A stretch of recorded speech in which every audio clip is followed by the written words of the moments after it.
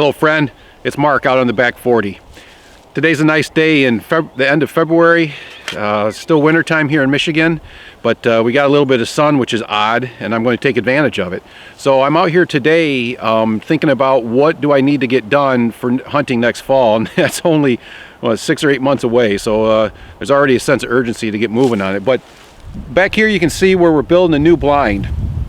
And what I want to get done here is try to start thickening this up in front of the blind so that it's more like a screen where we can get in and out of that blind on the back side there without anything out here where we are right now seeing us.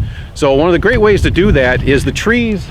I'm going to kind of kill two birds with one stone here. You can see the trees that are there, not the pine trees, but those other trees are poplar trees, and maybe you call them aspen trees, but whatever. Here around here we call them poplar trees.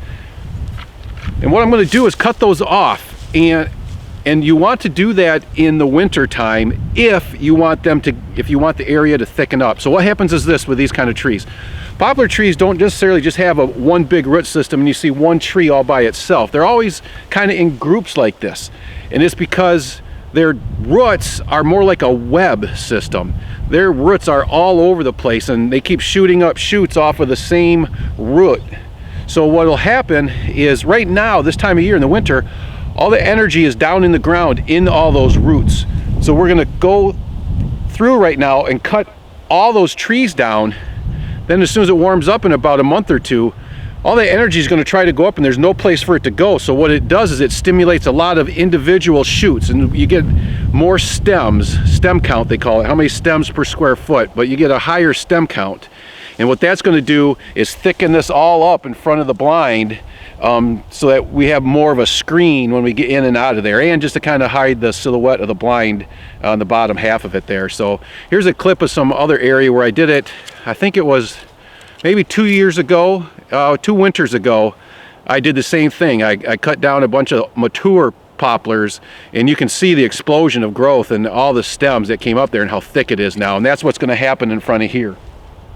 So the other thing I guess I'm going to accomplish by knocking these down is some of those, they're too high. I need a shooting lane, because behind you here is where I'm going to put some kind of maybe a linear food plot or something to draw them into this area so that me and the kids and family and friends can see deer and maybe pluck one out of here a couple times this year. So I'll show you kind of how I'm going to go do that.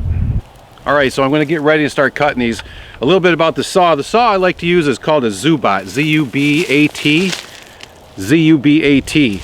And I got this from, I think, Jake Alinger. He's got Habitat 360, Habitat Solutions 360, something like that.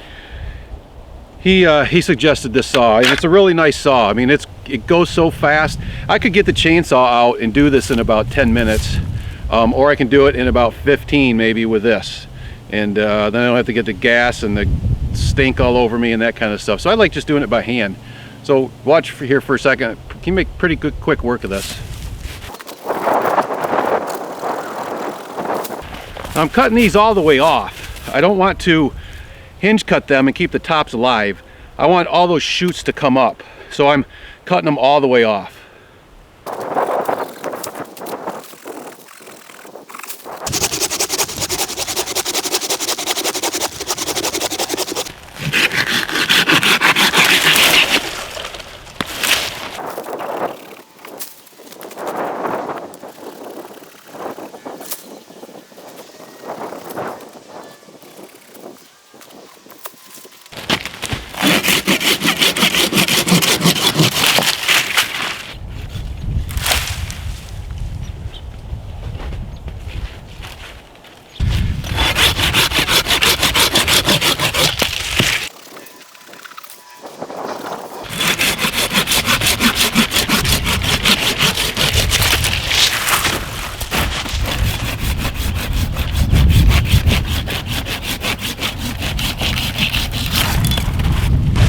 So there you go, a quick little 15-20 minutes here in the winter of Michigan. Feels great to get outdoors.